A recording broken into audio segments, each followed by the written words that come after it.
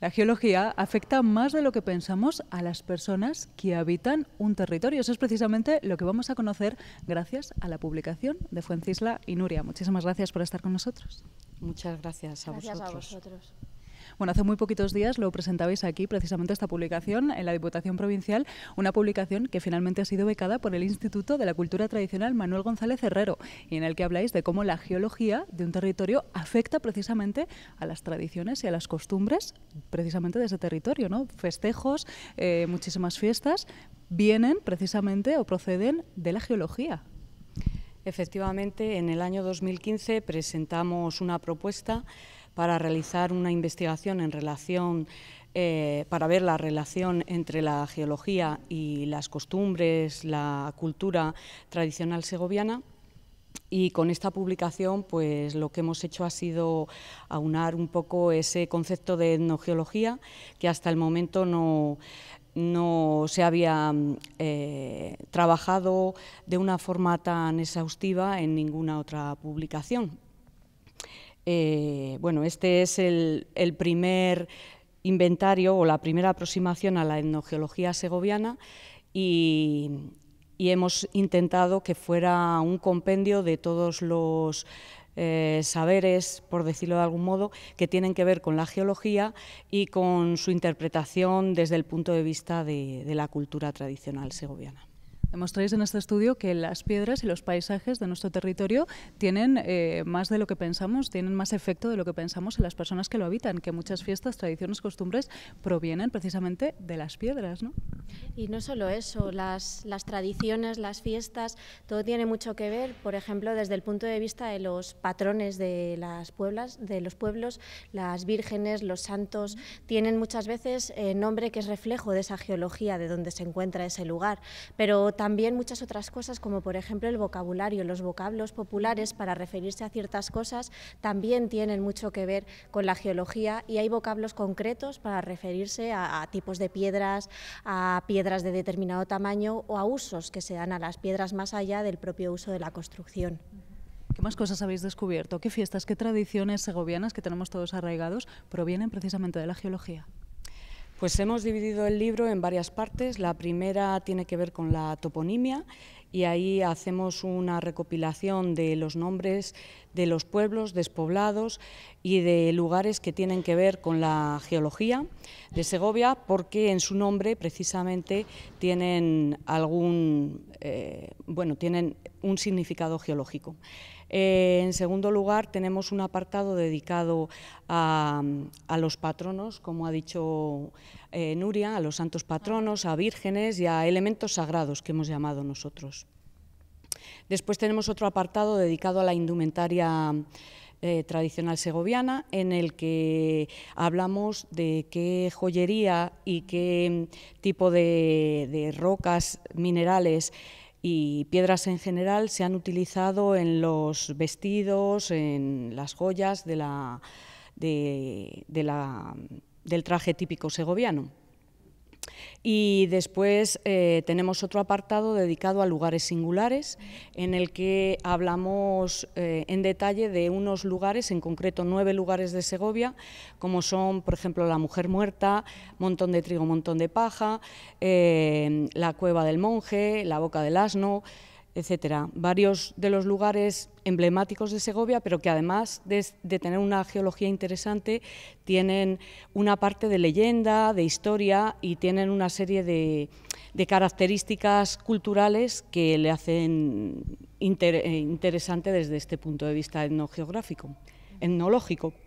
Y también los oficios. Hemos recopilado también una serie de oficios que tienen su origen o su importancia debido a la geología. Son oficios que son bastante comunes y bastante usuales desde tiempos muy remotos, no solo en Segovia, sino también en otras provincias, pero quizá no nos hemos parado a pensar esa relación tan directa que tienen con la geología. Por ejemplo, pues los canteros de distintos tipos de roca, o el yesero, o uno muy curioso, el enchiflero, la persona o las personas que se dedicaban a poner las piedrecitas de los trillos para que los trillos hicieran su labor cuando estaban en el campo trabajando.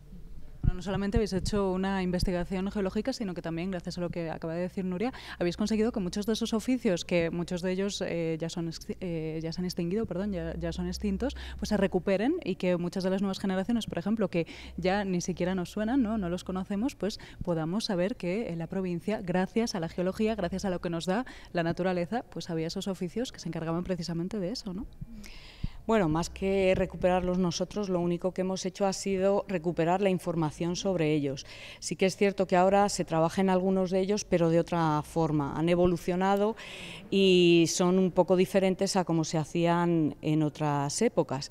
En concreto, el caso del arenero, por ejemplo, pues ha cambiado completamente su forma de trabajar, pero también el caso del calero, en el que ya existe en Segovia una tradición, como es el Día del Calero, que han querido recuperarlo en Begas de Matute. Efectivamente, ellos mismos, los propios caleros que todavía viven allí en el pueblo o que son procedentes de esa localidad, y la realizan durante todos los años. Entonces nosotros estuvimos allí ese día en concreto, hablando con ellos y bueno, pues viendo un poco cómo es la fiesta que quiere por lo menos recuperar cómo funcionaba ese oficio en otras épocas. Me ha llamado también mucho la atención el caso de los patronos. ¿Qué patronos que tengamos aquí en la provincia de Segovia provienen de la geología? Así que recordéis algún ejemplo, Nuria.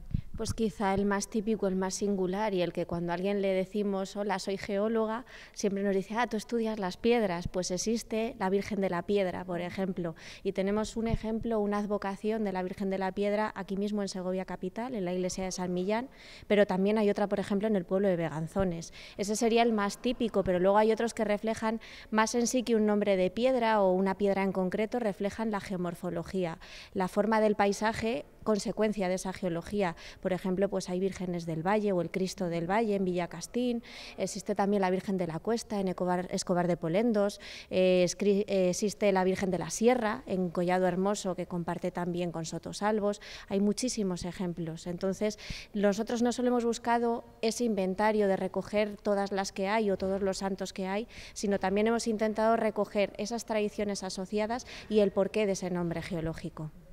Y sin duda, para recopilar toda esta información habéis tenido que hacer una larga y ardua, me imagino, labor de documentación. Pues sí, desde aquí queremos agradecer también a aquellas personas que trabajan en los distintos archivos y bibliotecas de Segovia, bueno, y de otros lugares, porque realmente nos han ayudado bastante y hemos tenido que recopilar mucha información en relación con todos estos datos.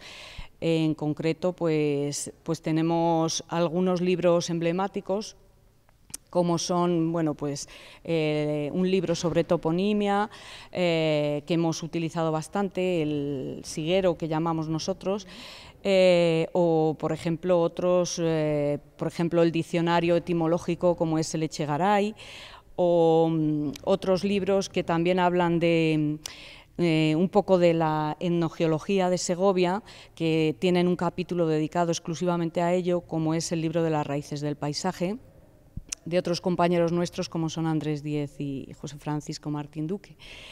Pero luego pues hemos utilizado otros libros más genéricos que bien nos hablan o bien de cuestiones, como te digo, genéricas, o bien que nos hablan ya de lugares específicos. Por ejemplo, en Requijada pues hablamos con una persona que realizó un libro específicamente sobre el pueblo de Requijada y sobre la Virgen de las Vegas y la ermita que lleva el mismo nombre, que se llama José María Gil.